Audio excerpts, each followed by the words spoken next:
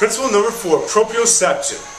Now you looked in the manual and you saw the list of proprioceptors and you probably got freaked out. It's like, how am I going to even pronounce these things, let alone memorize them? Well, put your mind at ease. You do not have to memorize these things and all what's listed underneath and where they live. What I want you to do is identify what proprioceptors live in the joints, ligaments, and muscles. And kind of where they live. Okay, that's probably the first line underneath each proprioceptor. Just know that stuff, you'll be all set for the test. But in reality, you're never going to have to repeat these things.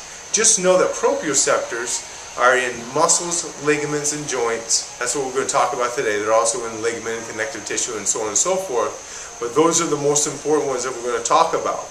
And they are the great communicators. They tell the brain where the body is in space. They tell the brain where the shoulder is in space. And they also talk to each other.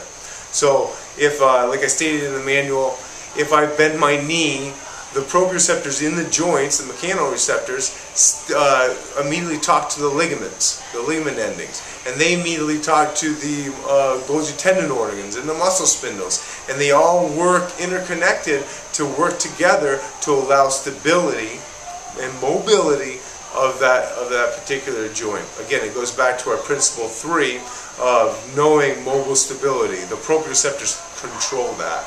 And it goes back to principle number 1, the 3 planes of movement. They have to know all 3 planes, just the right amount of motion, not too much, not too little. Okay, and that's the feedback to the central nervous system. That's where balance training comes in the key. So, don't get freaked out about the proprioceptors.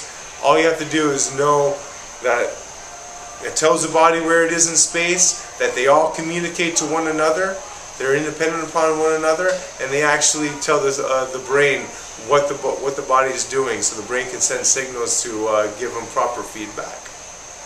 Look forward to principle number 5.